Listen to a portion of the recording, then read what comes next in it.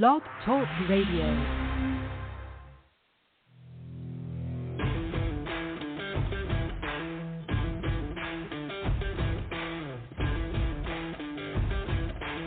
The following broadcast is brought to you by the iGolf Sports Network.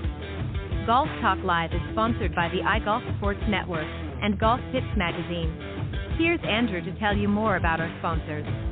iGolf Sports is a live stream broadcast and media production company providing quality programming designed to attract the golfing enthusiast. And Golf Tips, the game's most in-depth instruction magazine, including reviews on the latest equipment, tips from top teaching professionals, all designed to help you improve from tee to green.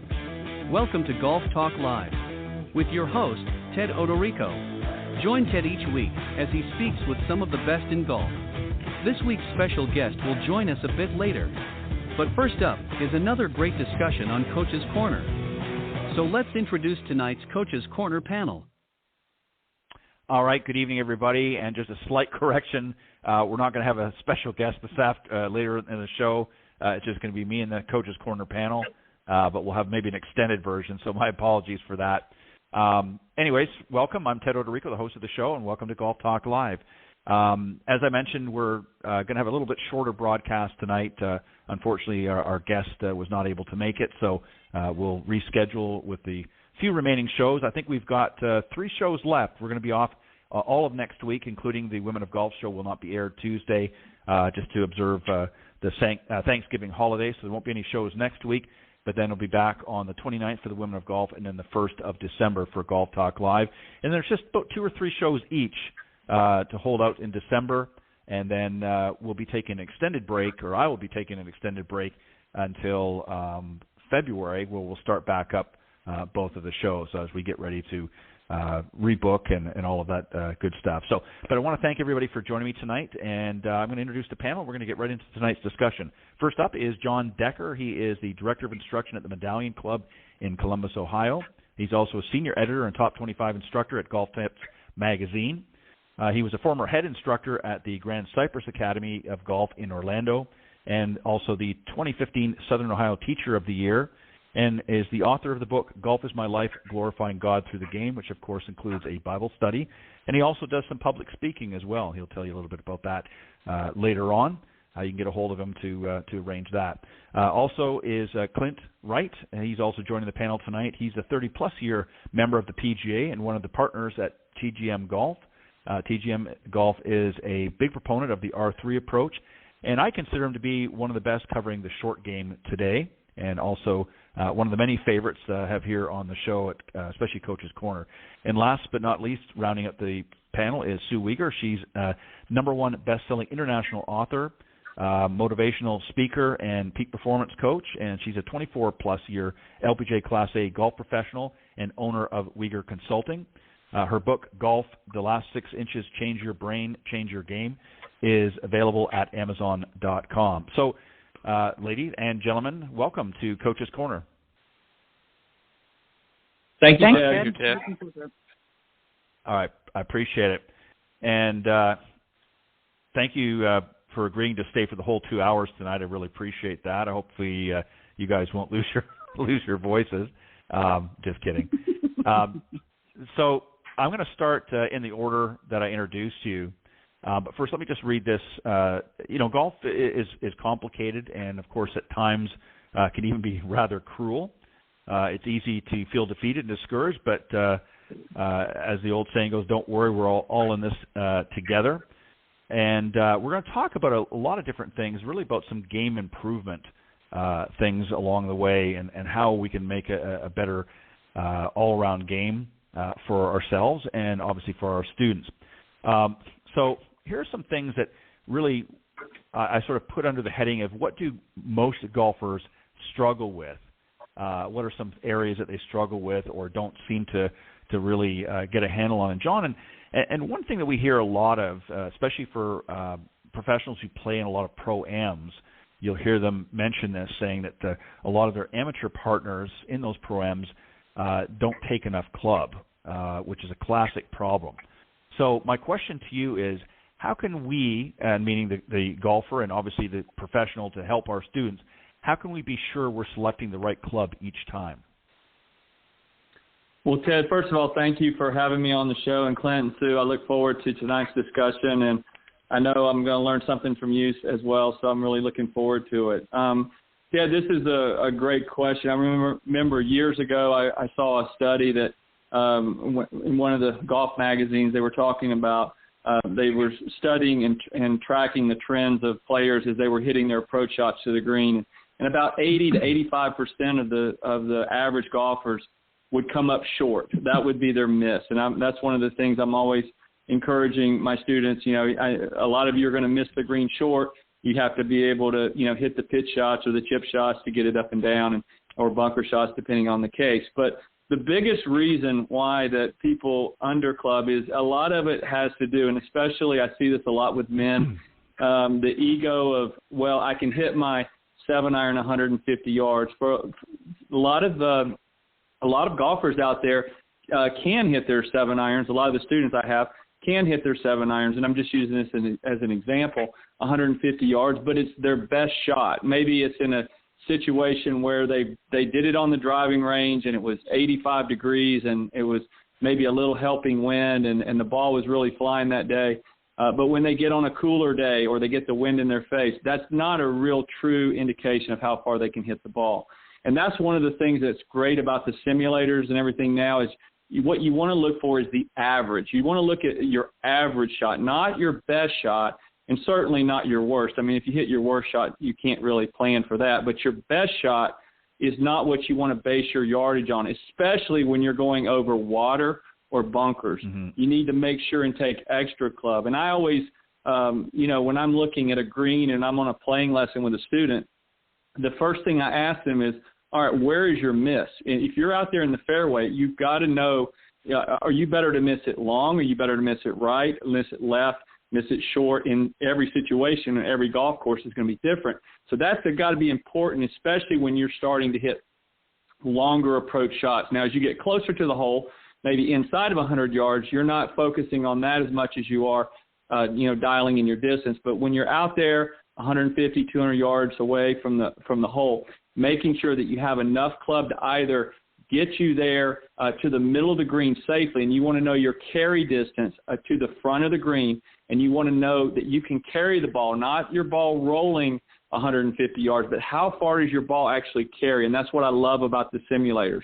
The next thing is if you can't get to the front of the green or to the middle of the green, depending on where you're trying to hit it, then you need to lay it back to a yardage where you can hit a third shot, possibly into the green, so that you're going to be more dialed in. So it's important to know your average, know your carry distance, and I think the simulators are a great way, or launch monitors are a great way to know that, and that's one of the things that will help the average golfer out there. Yeah, and I'm glad that you, because I was going to, if you didn't, I knew you would, but I'm glad you mentioned carry distance. This is something, too, that a lot of people misunderstand. They get out the range and they're looking at it and say, well, my ball went out there 150 yards, but it might have actually only flown 140 and maybe rolled another 10 yards or 5 yards or what have you. So it's important that you know how much yardage your ball is actually carrying. So I'm glad that you pointed that out, because that's actually important as well, because it's not always going to roll the same amount every time, depending on the situation. But if you know how far you're carrying that club, then that's going to help in your selection. Clint, I'm going to come to you on this one, and we're going to get you to expand a little bit. It seems like a very simplistic question, but you'd be surprised at a lot of people. A lot of folks rush the warm-up, and I'm not talking about a full-on range session where you're out there working on aspects of your game. I'm talking about pre-round. There's a warm-up that really, and everybody's different, but really that you need to do. How do we do that warm-up? What would you recommend for a student, and if you want to do various ages, maybe a more senior golfer, maybe a younger golfer, what have you, maybe give us a couple of examples of what you would recommend and what's really involved in a warm-up. What's the purpose of the warm-up? Well, obviously, everything I'm about to say, the older you are, the more important it becomes. But John was absolutely correct to just add a little bit to what he said. I do club fittings around the area, and whenever a person hits a 7-iron and you tell them, well, you want to know how far it goes, and they say, well, carry yardage or total. They don't really ever think about carry yardage. It's always how far did it go. So there's a lot of truth to that. But as far as a warm-up is concerned, I think that there's obviously the physical side of it, just getting your body warmed up and stretched, and obviously there's so much information out there on the right now on the internet about proper stretches and stuff. You can find that through YouTube or whatever you like. But I think that the older you get, the more important that becomes to get your body engaged in a physical movement. Then I generally like to see a person that I'm working with when they go to hit a few balls is simply try to find the rhythm. Focus on just a nice, comfortable, get used to what a no tension in your hand swing feels like, because we all know that when we step on that first tee, that tension level, that excitement, the emotions are going to go up. So what I try to do is to get a person to think about physically engaging your body for something you're going to do, and begin to try to find the lowest baseline you can for body tension and that emotional, nervousness. Go out and relax on the warm-up. And we all do it. You see them every day. They go out there. They're going to try to find a swing before they tee it up. They're looking for something that they don't have, and they think they're going to magically find it in 15 balls on the tee box before they go play. So I like to get a person to be thinking more about relaxing their mind, take the pressure off of that first tee box, and breathe a little bit. Find a breath level that they can deal with to bring their heart rate and the emotions of their day down, and then they can go out and play and try to take advantage of what they may have been working on or already know. That tension level and emotional level that they have may prevent them from actually making as good a swing as they're capable of. So long story short is get your body engaged in a physical motion, stretching, and then try to bring the tension level and emotional level down to where you can go out and perform. Yeah, all great answers. And you're exactly right. I think you've got to get the body ready. There's nothing worse than stepping up to the first tee and you're all stiff and rigid and you haven't really done any sort of a warm-up at all. That's a recipe for disaster. Number two is, again, you want to find that rhythm or your tempo of the day. How are you swinging it? And you want to find out really what sort of a game you're going to be bringing to the course that day as well. Are you hitting a little bit of a slice or maybe a little bit of a hook or a draw, what have you? If that's typical ball flight, then that's what you're going to work with that day. You don't want to start tinkering around and adjusting things and modifying. If you want to work on those things, do that post-round. Go back if there's some situations that need to be ironed out, but don't do that pre. This is simply a warm-up, get you ready for that particular round, and I agree, you hit them all right on the head. Sue, I'm going to give you this one here. I think this is one that will be right up your alley, and that's overthinking. And I'm picked this one for you because of your book. Well, because of your book, obviously. But how do we not overthink? This is something. Let me just preface this a little bit, and then I'll let you go.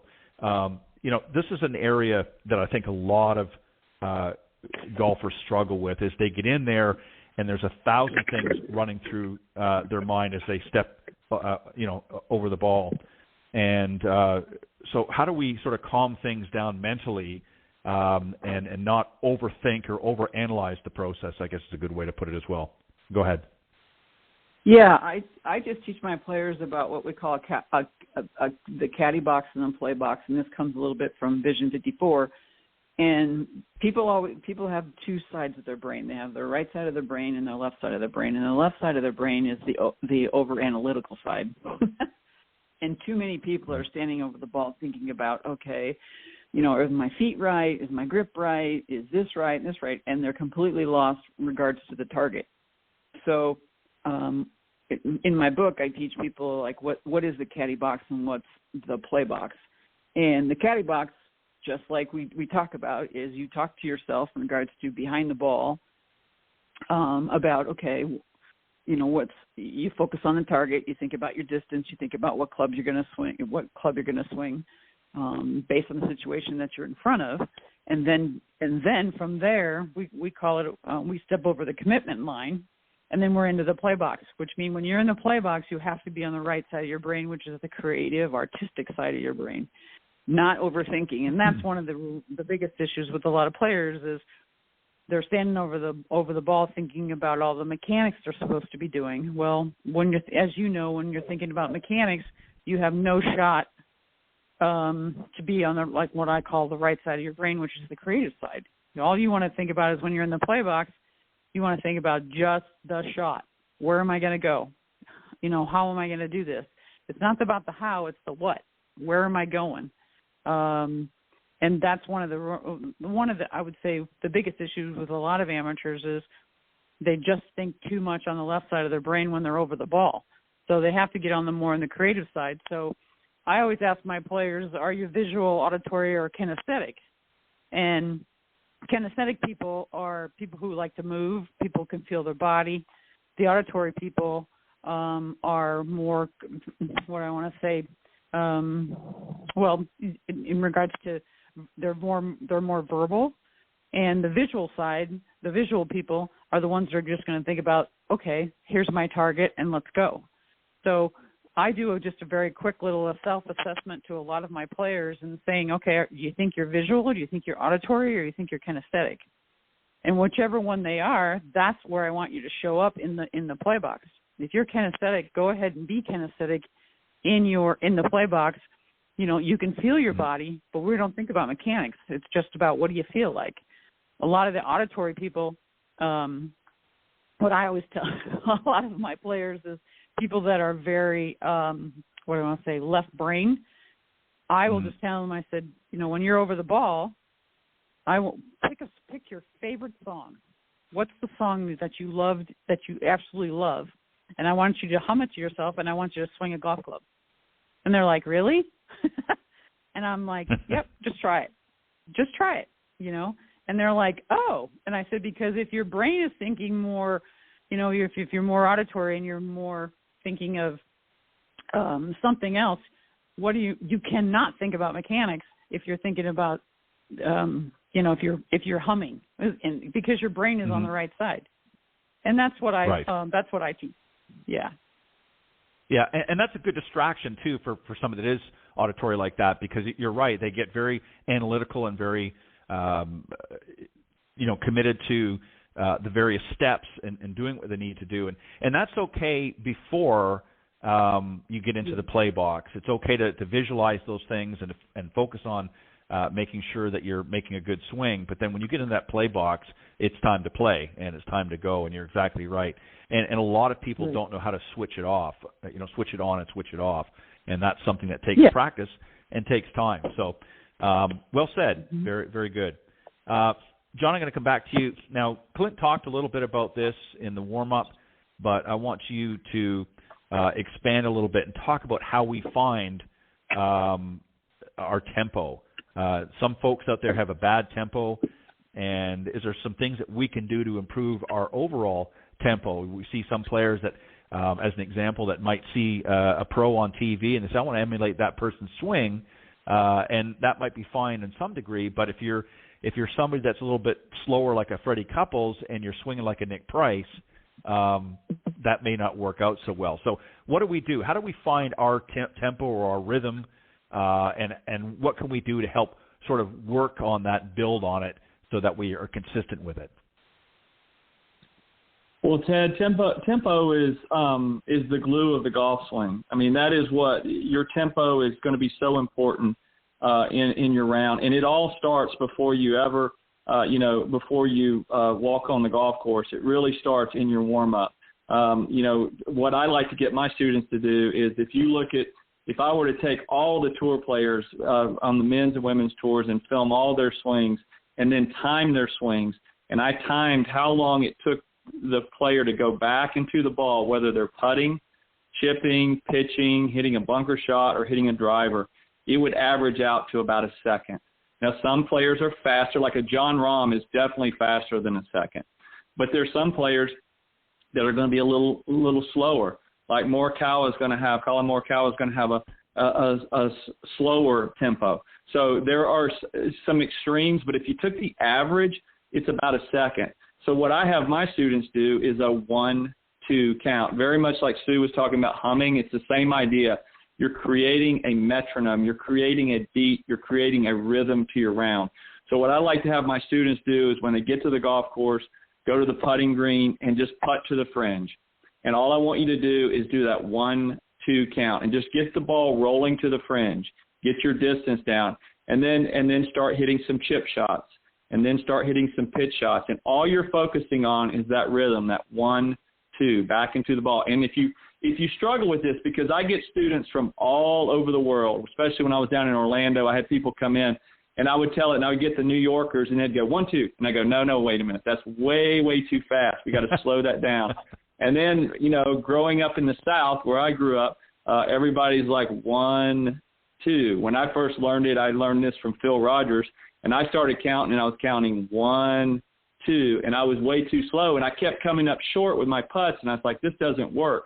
Well, I finally started realizing after hearing him do this in his presentations a few times, I started realizing that my count was off. So if you're struggling with this, a lot of times, just look at a clock, second hand on the clock, or a lot of times you can download a metronome on your phone and just put it to 60 beats, or sometimes I'll go a little faster at 63 beats, and just get that rhythm and that count, and just listen to it as you hit balls, as you hit putts, and you will start developing a good tempo. Because remember, people say, well, how can your time be the same if you're hitting a putt and if you're hitting a drive?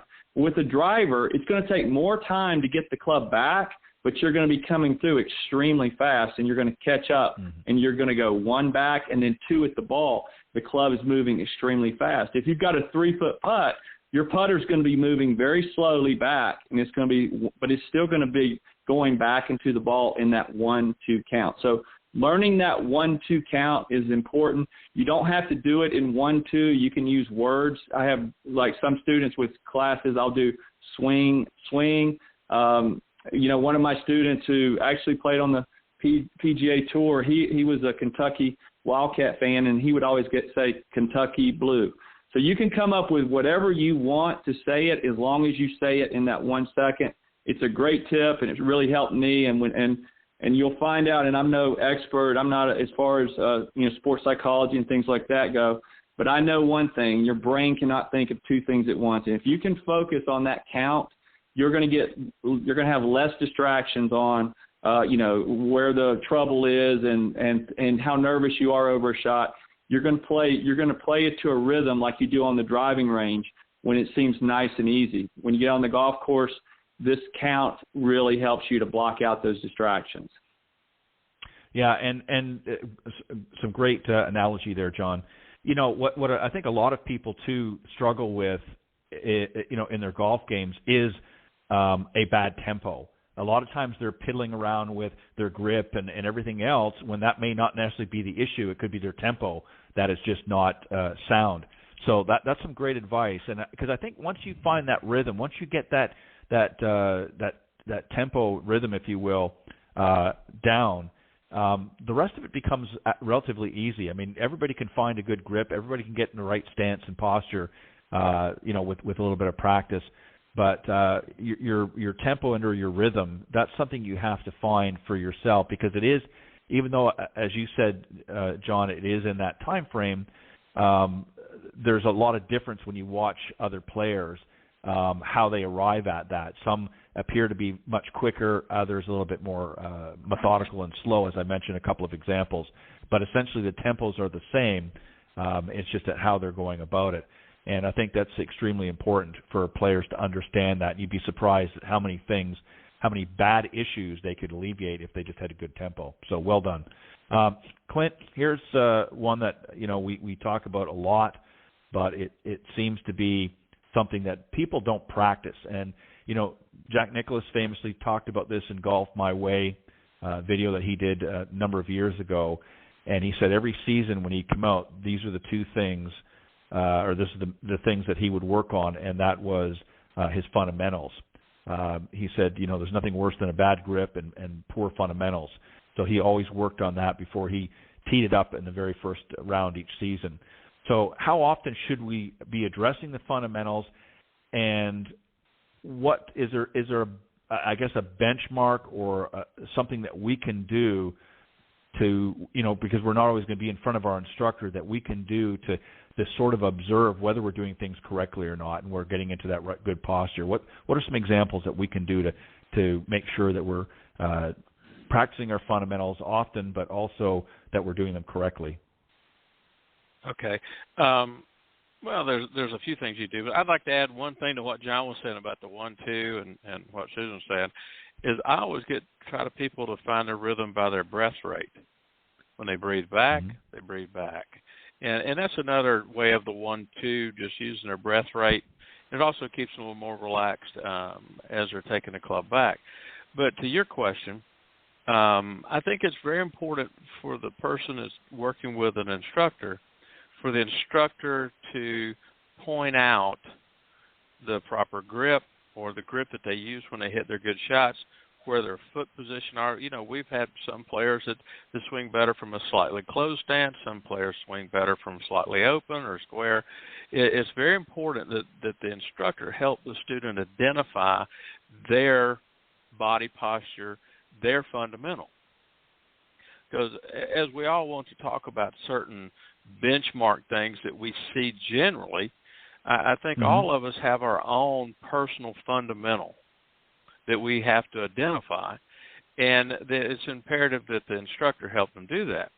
Now, once that's been identified, there's a number of things you can use. A directional stick or lines on the ground, however you want to reposition it. But the original part of your question was, how many times should they do that? And the answer to that is every time. We've all worked with students that have been accomplished players that we said kind of lost their swing. I don't think that you lose your swing. I think you lose your ability to use it, and that comes down to fundamentals. Are they lining up properly? Are they standing the proper distance away from the ball? We all have a swing plane and we all have a club face. Those things have to be, in order. And most of that comes from, in my opinion, is how am I beginning my swing, which is part of my fundamental setup. Is my grip correct? That's how I'm going to manage and hopefully control and be aware of the club face. And is my posture good? That way I don't have to force my swing plane.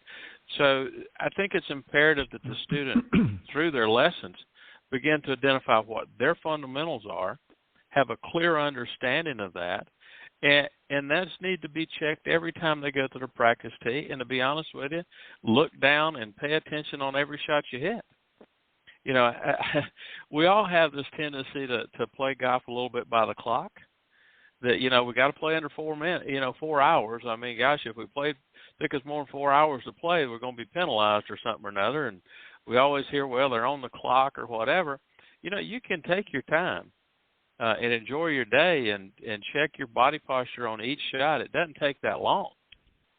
And so I would encourage people to slow down and check it every time. But the real beginning of the genesis of what my answer is they need to be in identifying through their instructor what their personal fundamental is and be clearly aware of that and check it continually.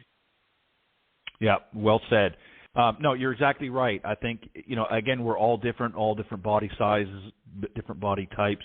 And, again, what might work for one might not necessarily work. Obviously, there's certain constants throughout the golf swing. Obviously, the club face has to be square if you want to hit the ball straight. But other than that, if somebody has Jack Nicklaus, for instance, when he putted, and even with his full swing, was slightly open. Others, Trevino, others have a more closed stance. So, again, whatever works for you, you have to find that. And I agree. I think every time you go to the golf course, even in your warm-up, when after you've done your stretching, that before you really start hitting balls, make sure that you check your fundamentals. Make sure that you're lining up properly, and that you're if you're using a square stance or slightly closed stance, whatever it happens to be, make sure that you're doing that. Put down some alignment sticks real quick and check those things out. Make sure that your grip, and something too that you can do, you don't even have to be at the golf course. When you're sitting at home watching TV, you can get a short club in and you can be practicing your grip so that when you get to the golf course, it's going to feel very natural. So there's a lot of things that you can do along the way. But you're exactly right. I think you always want to be checking them, and you want to find out with the help of your local professional to make sure that you're doing and finding the fundamentals that are best for you. So well said. Sue, I'm going to zap you with this one here. And this is one that I think, again, going to something that John said earlier with the guys, I think the guys have a bigger time with this. But there's a few factors I want you to really touch on here, and that is really playing from the wrong tees. How do I know what tees are right for me? A lot of times we go somewhere, maybe we're playing a nice resort course, and the guys think, oh, we're going to go to the back tees, and we're going to make it 7,300 yards instead of the front tees, which maybe it's only 6,500 yards. How do we decide which are the proper tees? Is there a formula that we do? What is it that we need to do to make sure that we're playing from the right tees for us? Well, we go back to, as far as like, number one is I would compare it to where you normally play in regards to total yardage first, and use that as a baseline. So if you play at, let's say you play at 6,200 yards at your golf course, consistently, I would kind of keep it around that. That would be the formula that I would use, because there's just, and again, the difficulty of the golf course shows up at times too, because there are so many different factors when you go and travel and you're playing different golf courses, Pebble Beach, you go to Mexico and play at Diamante, or you go to New York and play New York Country Club. There are so many different factors. But I would just tell people, like, when you travel, you utilize where you normally play from, rather than you don't want to go, stay within about 100 to 200 yards within that average, because if you don't, you're not going to enjoy your round. If you play too short, and some people do at times, they play the wrong tees in that sense, then you're going to misclub yourself, because you're playing from different distances that you're not used to playing. And that's a struggle for some people, because they're like, well, I'm, instead of hitting 120 yards, now I'm hitting 100 yards, and they're not used to doing that. So I would just, tell people, like, number one, look at the rating of the golf course, look at the yardage of the golf course, and, compare it to where you normally play from, and go from there. And I think that's where sometimes, when, what I want to say, when people come and play different golf courses all over the country, they're looking at, what are you looking at? Well, let's look at the different tee boxes and look at the yardages. And that's what I would suggest people to do. Look at the yardages that is comparable to where you normally play from, because then you're hitting normal shots going forward.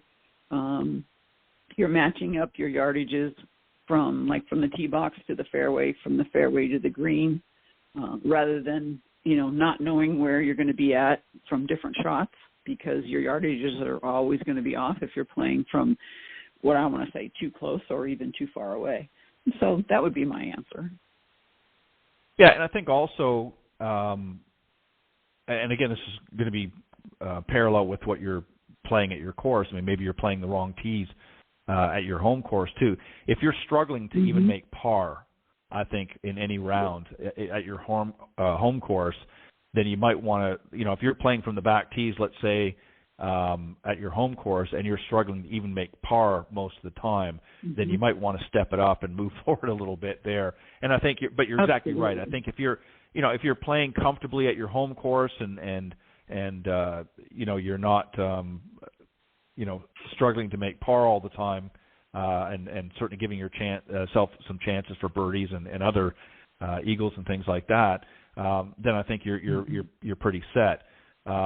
But I think what happens is, again, the ego comes in, and I think also too, I don't know what it is, but I find that sometimes when people go to, especially a nice resort course where they're obviously the expenses are a little bit more, and they're thinking, well, gosh, I'm paying $100 and something for this round. I'm going to get as much of the golf course in as I can.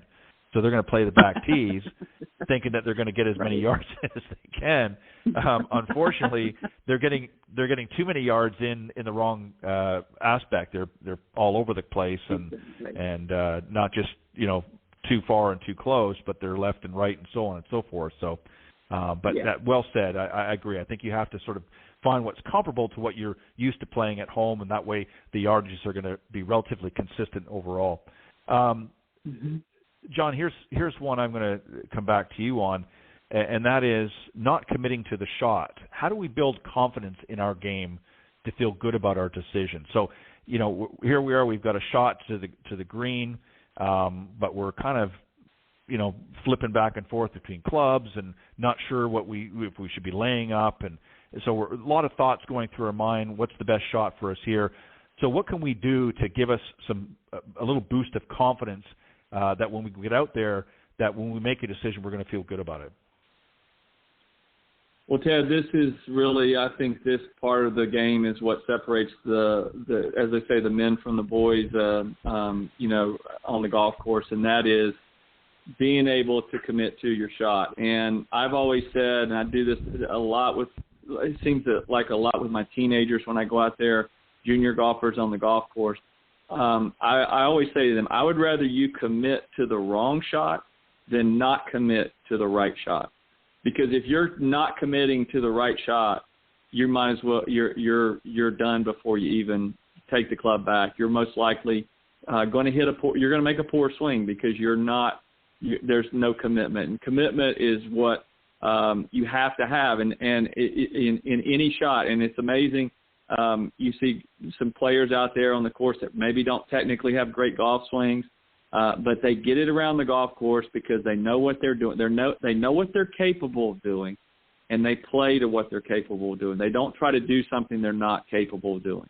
And knowing your game, knowing what you can and can't do, it takes a lot of experience. And so I believe that the way you gain experience is, when you go out there on the golf course, obviously you're experiencing it when you're in a tournament for the first time or whatever, but it's having the ability after the round to go back over your round and grade every shot, every hole that you played. What did I do well? What did I not do well? And then learn from that. And we can all pick apart our rounds, no matter how, even if we have our best round, there's always a shot or two where you're thinking yourself, was I committed on that shot? I was debating between an 8 and a 7, and I went with the 8, and I should have hit the 7. Those we can second guess ourselves till we're blue in the face. But when you're done, do this after the round. Don't start second guessing yourself during the round. After the round, being able to sit down with your instructor is a helpful way to do it. And just basically, and I've done this with students before, where the first half hour of our hour lesson, it's just going over their round, what they did well, what they didn't do well. And I think that's very important in learning. And then what you have to be able to do is when you get back in that situation, is you have to say, okay, last year when I was in this situation, I had this shot and I chose this club and it didn't work. I'm going to go a different route this time. And having a game plan from there, I think, is big in the commitment. Yes, having a good golf swing, it's a lot easier for Tiger Woods to commit to his golf shot because he has a really nice golf swing than it does for someone who's maybe a 36 handicapper. But commitment comes from being able to do it on the driving range, then being able to do it on the golf course, and then being able to do it under pressure. And those three levels of commitment can only be achieved through practice, through instruction, some instruction, and also, I feel like being able to look back on your round, assess what you did and didn't do well, and know what you're capable of doing. Yeah, again, well said. Yeah, you have to be able to look at what you've done and what you've done well as maybe some areas that you've struggled with, and treat them as a learning experience. Add them to your repertoire. Say, okay, I'm really chipping well today, and I really feel good. My chipping stroke is good, or my pitching, stroke is good. What have you? My putting, some part of your game that's really good, and you lock that in the vault, and you say, okay, this is what I know I need to do each time when I come out here, and that helps to build confidence. And obviously working on your game and doing different things on the practice tee is going to help. But yeah, you've got to be committed because we see a lot of amateurs do this. They get out there, they're indecisive what clubs to play. They don't know what shot to play, and they're second guessing themselves constantly because they don't have confidence in their golf swing. And then it gets to a point where it's a back and forth all the time, and then it just steadily gets worse as the round goes on because they're not able to be confident on this particular shot, and it doesn't maybe come off the way they hoped it was. The next time they're faced with a similar situation, they're going to second guess and maybe do something completely opposite, and it may not work as well, or it may. But again, you have to have consistency in your golf swing, and you have to be willing to commit to the shot. So, great answer, Clint. This one I think is definitely going to be one up in your alley. We've hit a great drive right down the middle of the fairway, great approach shot on the green, only to leave our putt well short of our intended target. Is it as simple as just hitting the ball further, or what do we do to make ourselves a more consistent putter so that we're not leaving these putts short all the time? Well, Ted, we've talked about this before, but again, before we answer, make a small addition to what John was saying. I think before you can have a lot of commitment, which everything he said was accurate, you have to have clear intent on what you're going to do. And I think I really like what he said. Have intent. If it's right, it's right. If it's wrong, it's wrong. But you got to make up your mind what you're going to do before you get over to try to be committed to making that shot. And I think this plays into what you're talking about as far as lag putting. You'd leave it 4 feet short from 30 feet. Well, I think that most people I deal with go out on the golf course with a tremendous amount of information about everything except for the putting surface. They know how far they hit their 7-iron. They know how far they hit their pitching wedge. They got all this data, but they have no clue how far the ball is going to roll today on the green. And, we've talked about it many times about before they go out and play. I see people every day, and y'all do too, they go out on the putting green, and they're hitting 4- and 5-footers, and they think they're accomplishing something. But they're really not. In my opinion, is that they're not developing any sense of what the green's going to do today. I play a golf course pretty much all the time, and I do this every time I go out to play because I want to know from day to day what the difference in the speed of the green is. So I've established it myself, and you can establish any of these benchmark strokes that you want. You can do 1, 2, 3. I use 3. I have a benchmark stroke that I use, how far I take the putter back. One is just, inside my right foot, one on my right foot, and one on the outside. And I make those putts every day as I go out to play, and I use that data to know, okay, if I take the putter back to the inside my right foot and just let the putter make its way back to the ball's going to roll 8 feet, maybe 10 feet, whatever the green condition is that day. And then the next one rolls out another 2 feet or so, and the next one rolls out another 2 feet or so. I have that data now to know that if I take the putter today on flat ground and I take it back outside my right toe, the ball's going to roll 27 feet. Now, that's data that I can use the same way I use the information I have about how far I hit a 7-iron because, we know that going uphill, the ball won't travel as far, and if we're going downhill, it'll travel a little further. Same thing in putting. The biggest problem that most people have is they don't have that same understanding and data when they got a downhill, 25-footer. But if I've got that information about what flat ground is, I know now that if I got a 25-footer and my outside my right foot rolls on flat ground 27, then I might need to be more on my toe, not outside it, to get proper distance. Because most 3-putts are generated and caused not because you missed a 3-footer, it's because you had one. The lag putting to roll the putt in. And I always ask the people I'm working with, I lay a yardstick, and we've all done this. You lay a yardstick or something out there that gives them some idea of how far it is from 3 feet from one side of the hole to the other, and ask them, can you hit that ruler or that stick from 30 feet? And they're going to look at you, well, yeah. So then what's the problem with, there's no problem with direction then, because you're telling me you can roll it within 18 inches of the hole on either side, and you're 3-putting 4 times around, then it must be you don't have any sense of speed. And they walk on the first green without absolutely having any data or knowledge about how the green actually is rolling from 30 feet.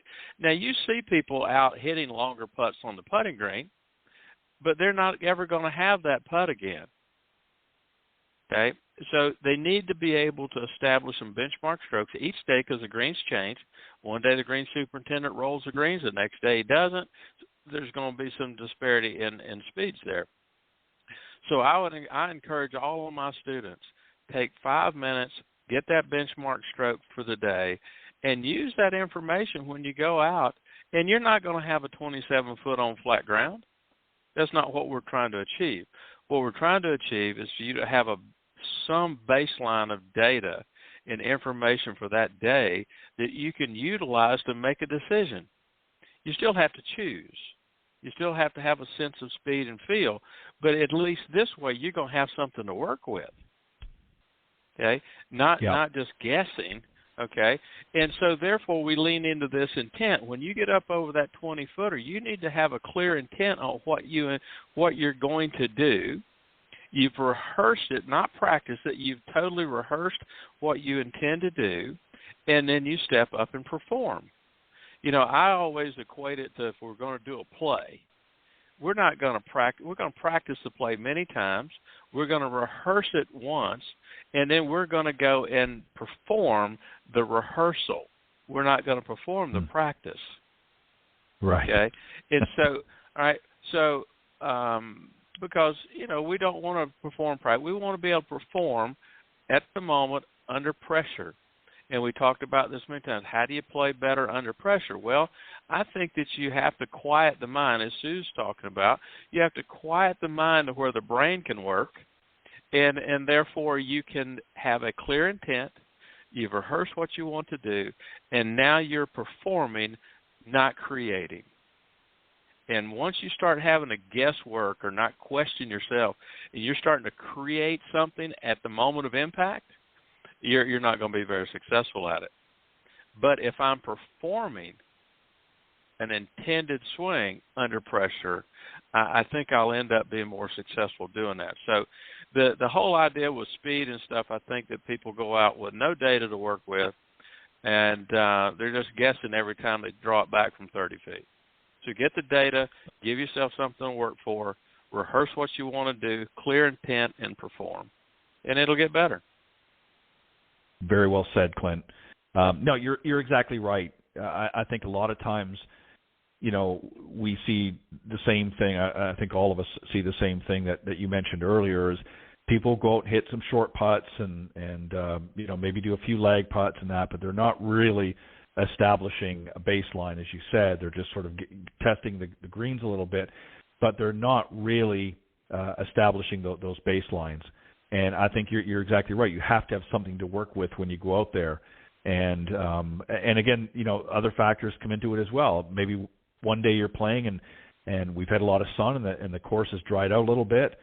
Maybe another day you've had a couple days of rain, so the greens are a little wet and damp, so they're not going to roll quite as fast as what they might. So again, it's important to go out and draw those baselines each time you go out and play.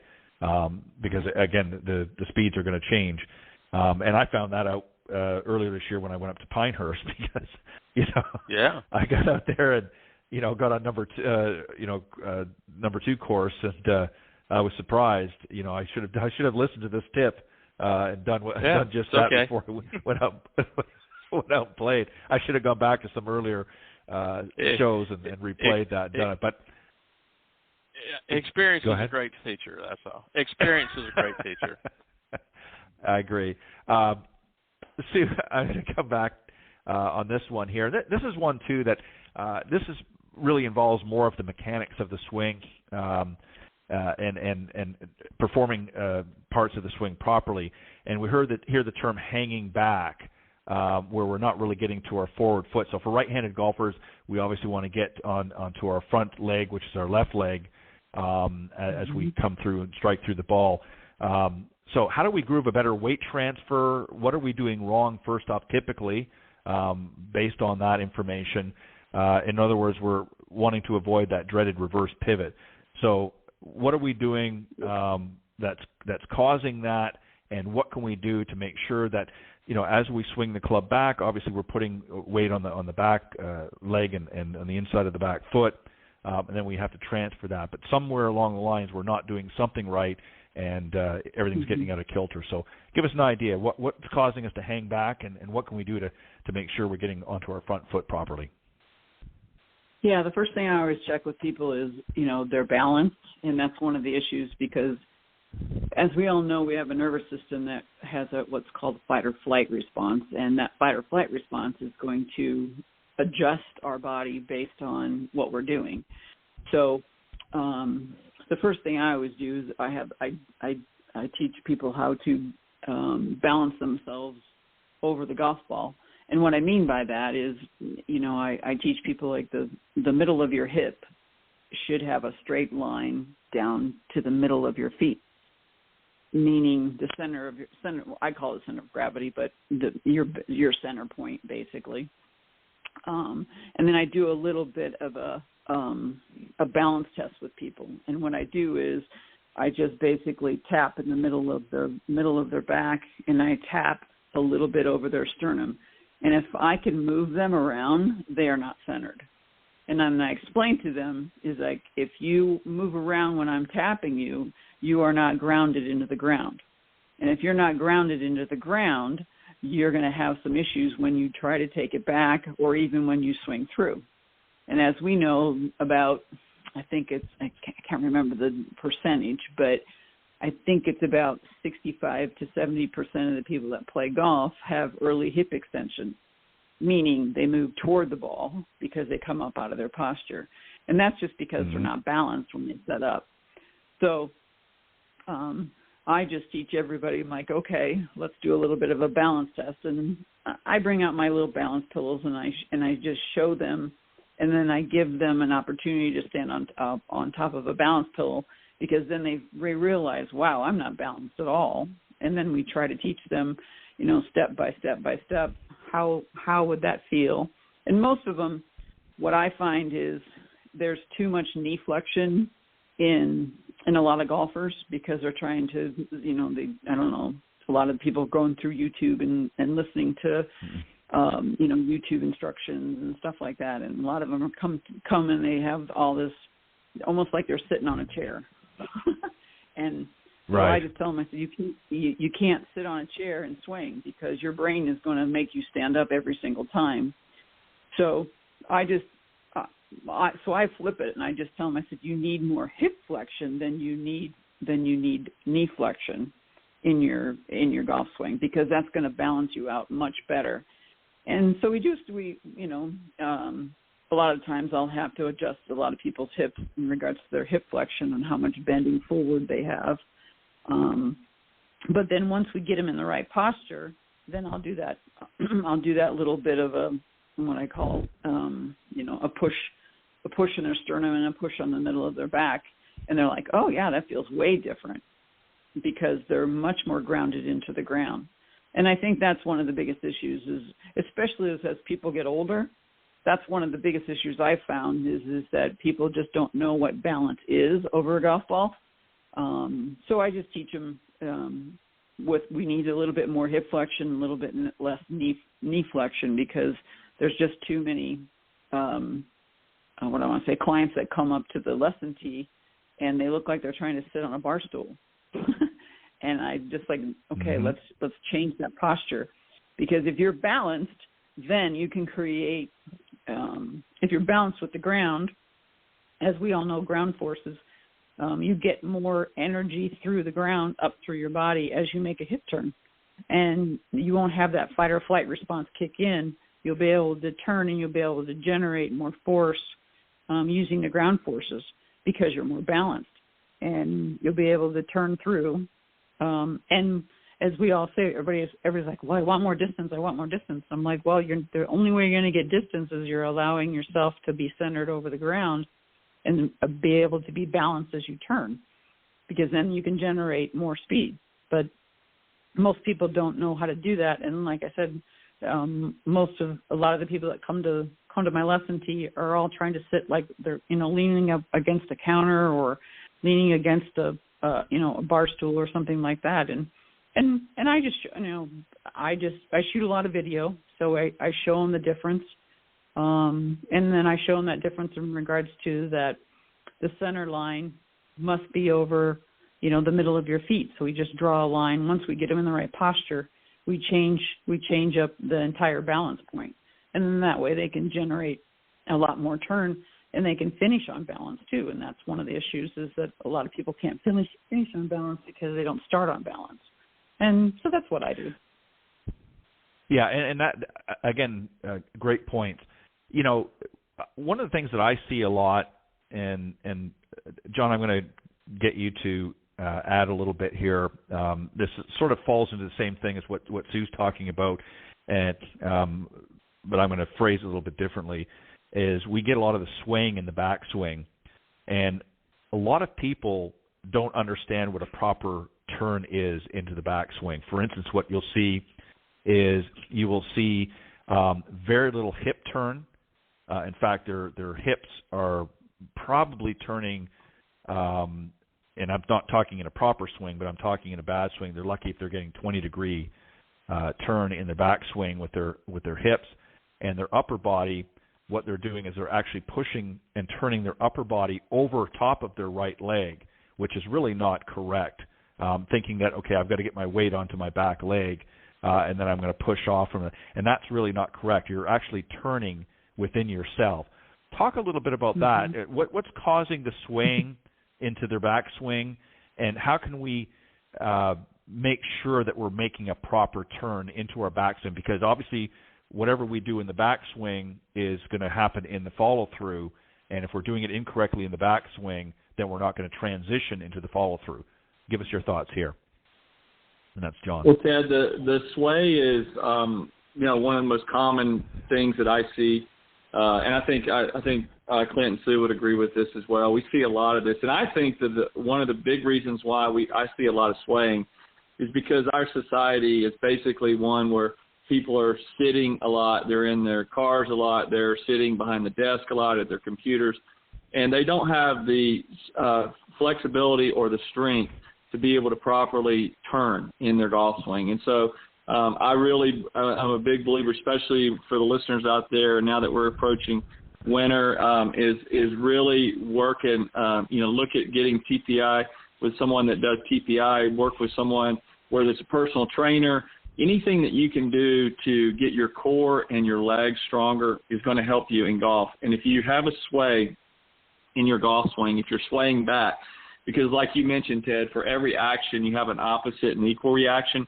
So if you sway back, you're going to sway coming through, and that produces no power. It really does. So one of my drills that I have, it's on my website if you go to deckergolf.com. It's a drill where you take your right foot and you cross it over your left foot. So your feet, you can even do this with your feet together. Hit golf balls with like a pitching wedge or 9-iron with your feet together. But if you really, if I get someone, and this is real common with women as well, I see a lot of women who sway because their center of gravity is lower than men's, and so they tend to use their hips more.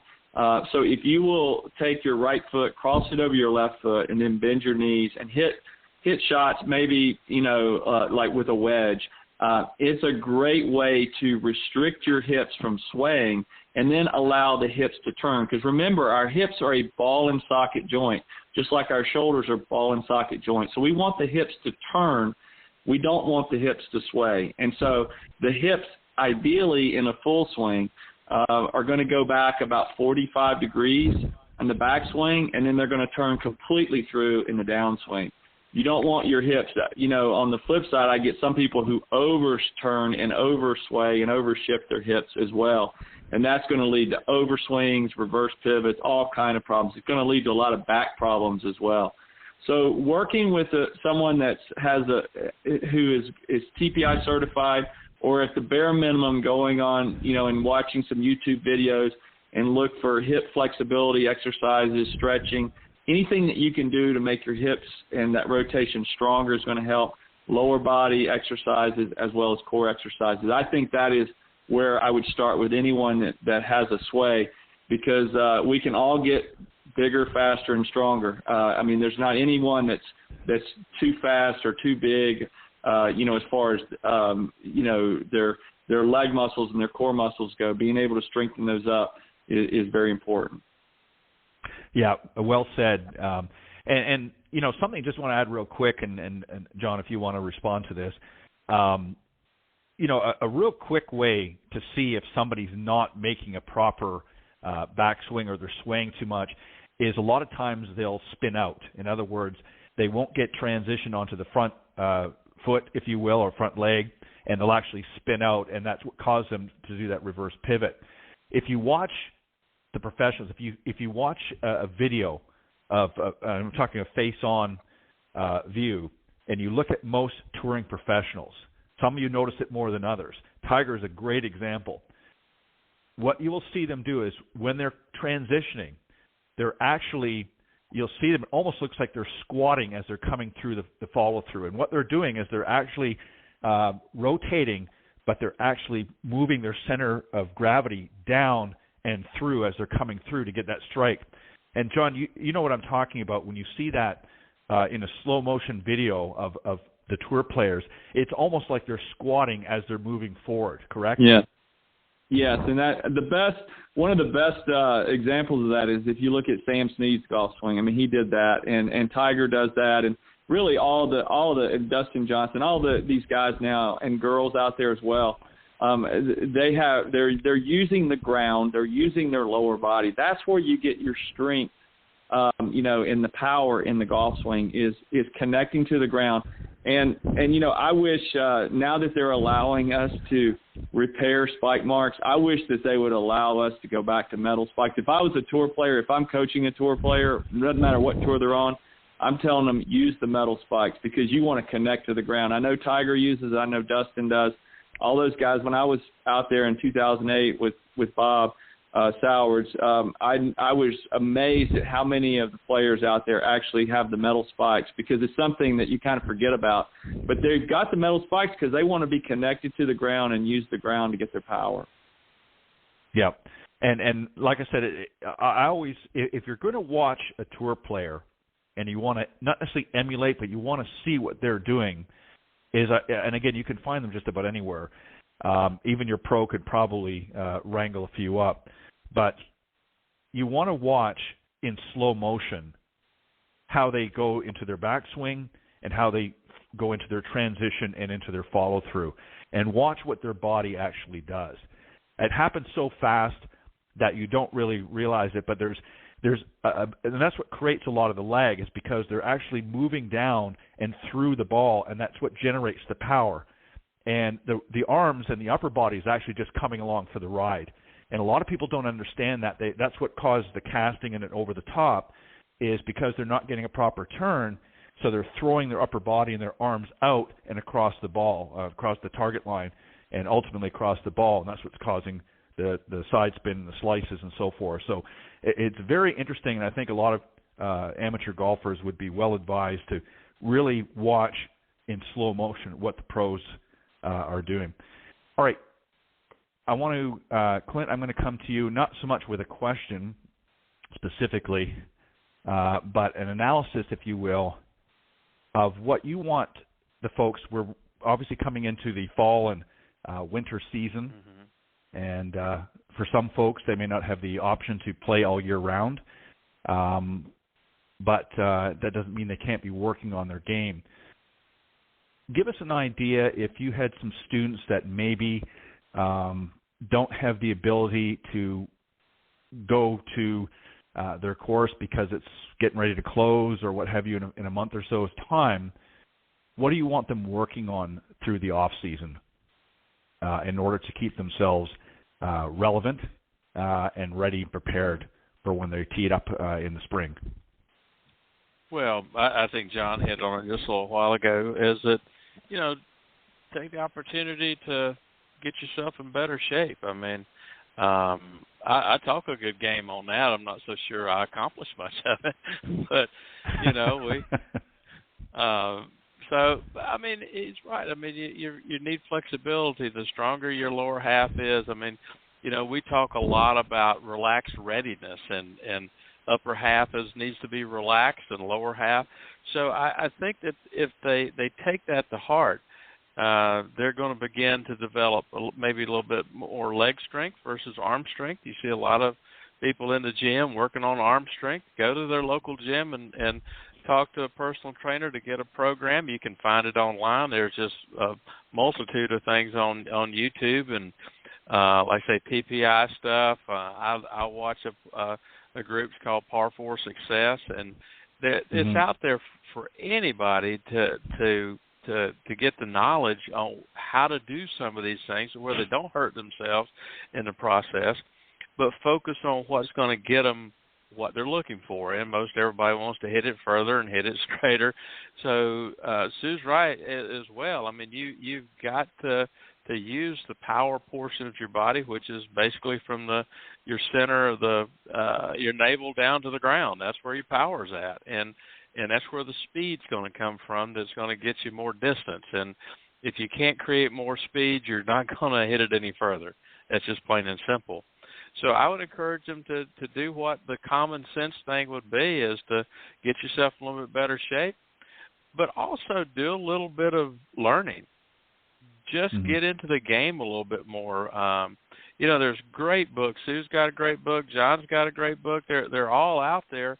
Go to your local library and get on their audio list. Like I have here in our county, it's called Hoopla, and there's golf books on there that you can listen to in the car or wherever you're going, and just get to understand what you need to do to really show success. Now, I don't want to get too critical here about the people that says I can get you 15 yards in 2 minutes, but I think that there's just more to it than that.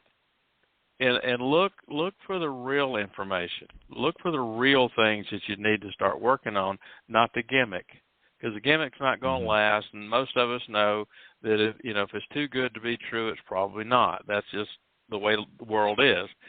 And so put the work in. The best players at your club and the best players you see on television, put the work in the proper time and places to get better. And if you're in an area where you just can't play during the winter, you're in the northern part or wherever, look for the things that's going to help you be better next year, better physically, better knowledge on what you're trying to do. Like we spoke a little bit earlier about, go out there with clear intent. Here's what you're trying to accomplish, so you need to know what that is. If you're living in the Sun Belt where you can kind of play year-round, and like we are here in South Carolina, we get a pretty good number of winter days that we can play. You still have to do those other things too. Take the opportunity to get better, and it's a holistic approach to getting better. It's just not one thing. And so get better physically, get better knowledge-wise, but with all that said and done, you just have to put in the work. And a lot we know now in the north, they got some indoor areas. A lot of places have indoor netting now. Top Golf has got heaters. I mean, you can go do it if you want to.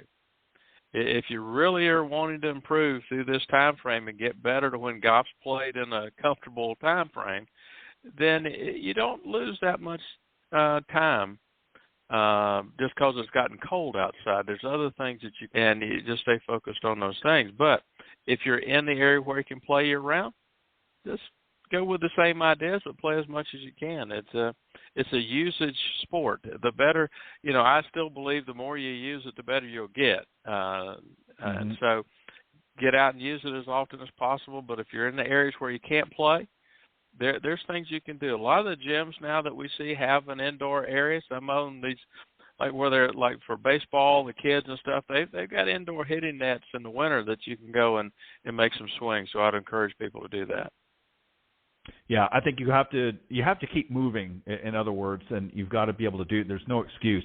The days of plunking yourself in the lazy boy or on the couch for the winter months and not doing anything and to work on your game. And back to something that we talked about a little bit earlier is those fundamentals. And those are things you can do all year round. Doesn't matter where you are. You can do them at home. You can get yourself a full-length mirror very economically at your local hardware store, have it framed up or something, lean it up against a wall so you can get a good visual shot, and just, take a short club. There's a lot of short clubs that you can buy, training aids, in other words, that you don't have to worry about nicking the ceiling. But you can practice a lot of the swing, if you will, in front of that mirror and make sure you're making that proper turn and so forth, and working on again while you're sitting there watching your favorite movie on Netflix, you can be practicing your grip, making sure you're getting a good grip on the club as well. Putting, most people can even do putting indoors, so you always got to be doing something. I agree, and again, find out with your pro if he or she doesn't do it themselves. Usually they know somebody in the industry that's TPI certified, what have you, that can get you into a good golf fitness program. There's a difference between just going to the gym and working out. Get into a good golf fitness program and get yourself golf ready for next season. So well said. Yeah, Ted, I'll let me add one thing. You talk about a mirror. A lamp and a shadow on the wall does about the same thing. Right. Yeah, that's true. I forgot about that. Same thing. You're exactly right. You're exactly right. Sue, I'm going to give you this one here. Something that happens throughout the season, especially if we're not playing well, we tend to get really hard on ourselves. And this sort of falls into the mental side of the game. This is something that really we need to focus on. So, again, we got to sort of change that stinking thinking, if you will, and get in a good mindset. So what can we do in this off season to mentally prepare for next season? We're going to do some things that Clint talked about to physically keep ourselves active, even if we can't get out and play, depending on where we are. But there's some things mentally that maybe we could do as well to get our mind sharp, not just about the game itself, but getting ourselves into a positive mindset. Give us your thoughts. Yeah, I would say the first thing I'd do is, go look for my book, because it's all about the 6 inches between your ears.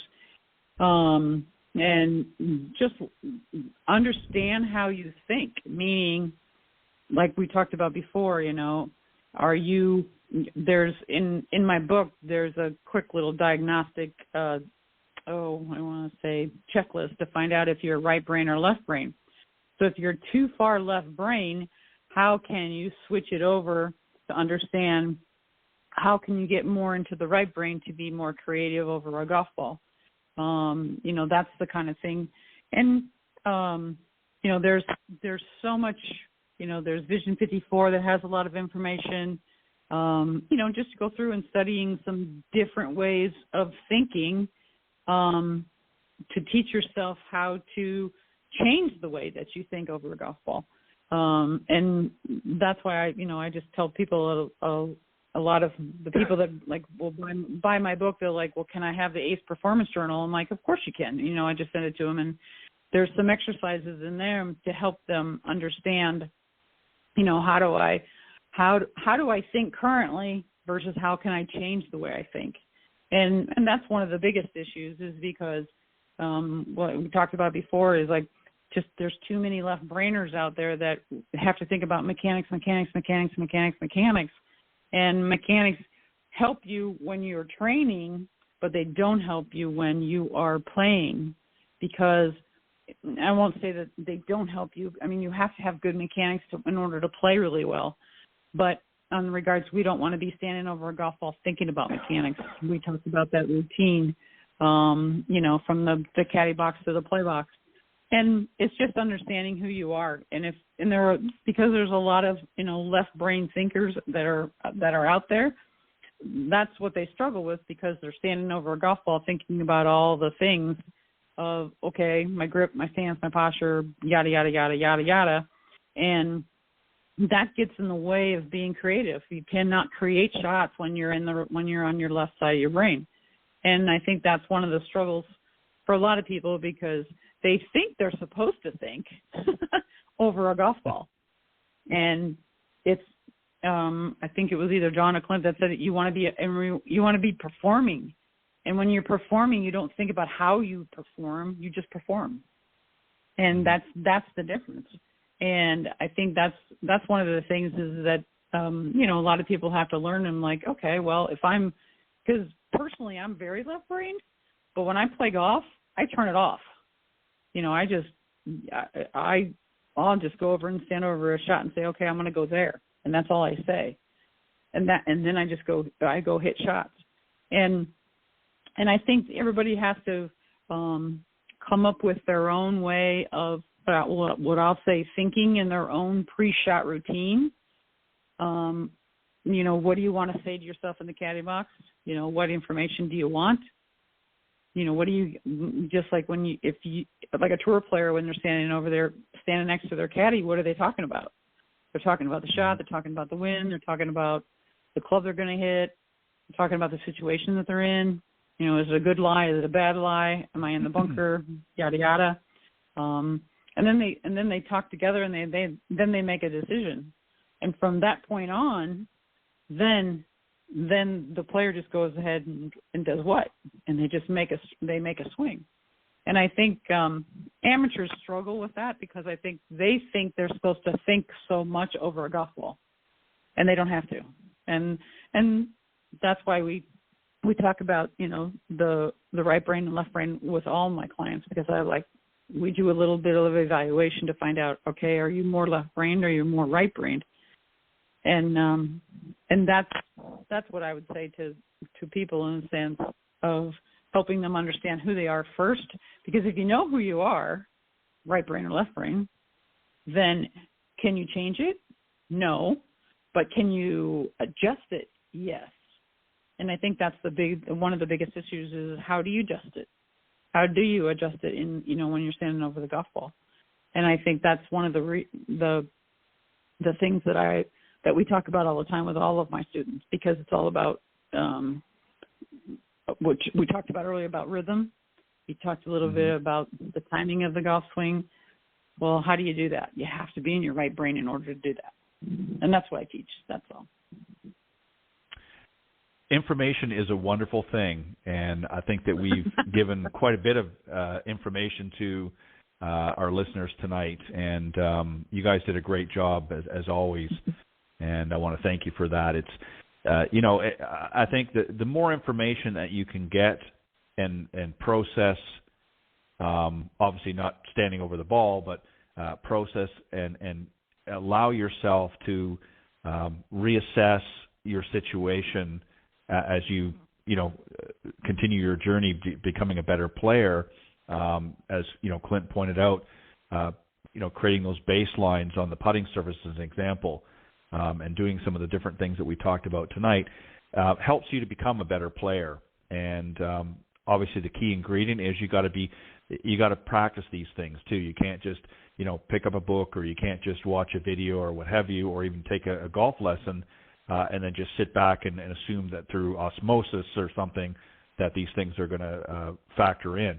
So you have to be willing to put those plans into effect in order to become a better player. But you guys did a great job tonight. I'm going to go through, again, same order. John, any final thoughts, and how can the folks reach out to you if they want? What's the best way they can do that? And then Clint and Sue. Well, first of all, Ted, thank you again for having us on the show. We appreciate everything that you do.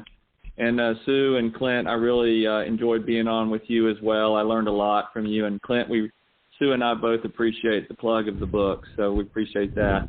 But for the listeners out there, I want to say, first of all, happy Thanksgiving. We all have a lot to be thankful for, and I know next week is Thanksgiving, so I hope everyone has a happy and safe Thanksgiving. If you want to get in touch with me, you can go to deckergolf.com, and my new website was just started this year, and I've got all my videos. Got almost 200 videos, instructional videos, covering everything from full swing to golf fitness. You can reach me on Facebook, Instagram, YouTube, or LinkedIn as well. And I'm also writing now with Golf Tips Magazine. We're doing instructional articles and videos as well. And I have a Christian golf feature called Fairways to Heaven that's in the book as well, or in the magazine as well, excuse me. And I want to, if you are interested in my book, Golf is My Life, Glorifying God Through the Game, it's also now available in audiobook form. You can go to Amazon, Walmart.com, or Barnes & Noble websites to order that. And if you're interested in public speakers for a golf outing or anything along those lines, feel free to reach out to me as well. You can reach me, again, at deckergolf.com. But, Ted, thanks again, and everyone have a happy Thanksgiving. You too as well. Thank you, John. Clint, go ahead. Yeah, some of the same sentiments that John had there. We hope everybody have a great holiday. I think this is my last show of the year, and it's certainly been a very interesting year, to say the least. We're all back out of the pandemic ideas, and it seems the world's going a lot better than it was maybe when we first started. But it's been wonderful being on the show with a lot of dip. I've been on with John. I think this is the first time I was on with Sue. We've had a great conversation, and as John stated, we always learn a little bit from every show that we do. And because, Ted, you have some quality people on your shows that bring a lot of expertise and a lot of experience in the game to your listeners, and I include myself as one of those listeners when we're on the show. I hope I listen more than I talk, but I don't think so. But it's been a lot of fun, and I look forward to next year. I know that we've had some brief discussions on that for next year, so I'm looking forward to it. But again, thanks again, and everybody have a great holiday. You as well. And just on a side note, Clint, I think you have one more. I think you're on December 15th. Oh, do I? I think it should. Okay, well, I'm sorry. So don't say goodbye yet. Not yet. Okay, that sounds good. But I appreciate it. But okay. Have a happy Thanksgiving, though. Thanks for the early. That's an early reminder. I appreciate that. All right, Sue, go ahead. Okay. Yeah, I just want to say thanks. I learned a lot from you, both John and Clint, and I always enjoy, talking with other instructors because you just learn from everyone all the time. And yeah, if you reach out to me, you can do SueWiegerGolf.com. My book, Golf Last 6 Inches, is on Amazon. I'm working on doing the audiobook like John is. So, but thank you again, and everybody have a very safe holiday. We're going into the holiday season, so just want to share out, send blessings out to everybody, and hopefully everybody will be safe during the next couple months. Yeah, for sure. And thank you as always, and I know you guys have gotten the schedule sent out for 2023. Some of you have already gotten back with some dates. So if you haven't, check your calendars. Hopefully everybody will be able to join on Coach's Corner next season on some dates. So just make sure you double check. And if for some reason you don't have it, just reach out to me and I'll send you another copy. But thank you, as always, guys, for doing a great job. I really enjoy this. I obviously learn a lot of things as well doing these shows, and I get a lot of enjoyment out of it. And I agree with everyone's sentiment. I think that, we have an obligation in this industry, not just to teach the students that we work with, but to help one another to become better at what we do.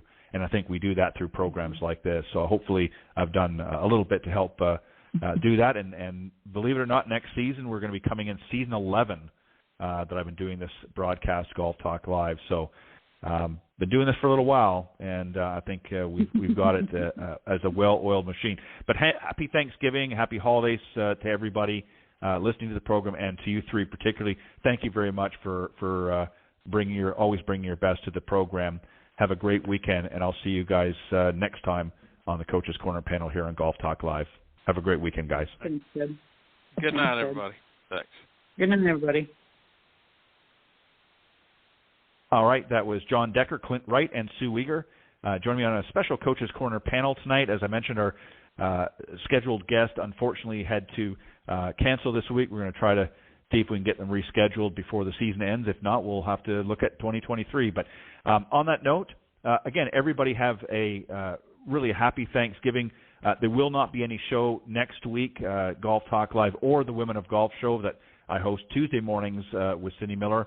We're not going to have that next week as, of course, everybody will be observing the Thanksgiving holiday and traveling and so forth. So we normally don't have a show during that week. But then the following Tuesday and Thursday, I'll be back doing both of the shows. So hopefully you will join me then. And we just have a few more shows, and we'll be knocking off Season 10 for Golf Talk Live and Season 9 for the Women of Golf. So we'll be going into a brand new season. So we'll be off until the beginning of February. So once we hit mid-December, we'll take a break for about a month and a half as we get ready to prepare for 2023 season for both shows.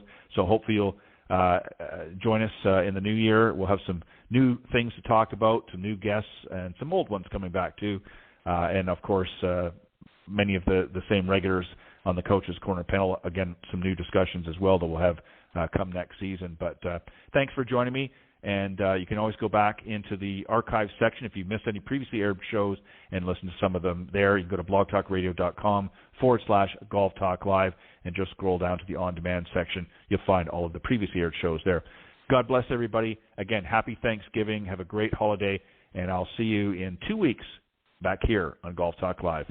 Take care. Thanks for joining us. We hope you enjoyed this week's broadcast of Golf Talk Live. We'd like to thank this week's Coach's Corner panel, and a special thank you to tonight's guest. Remember to join Ted every Thursday from 6 to 8 p.m. Central on Golf Talk Live. And be sure to follow Ted on Facebook, Twitter, and Instagram. If you're interested in being a guest on Golf Talk Live, send Ted an email at ted.golftalklive@gmail.com. This has been a production of the iGolf Sports Network.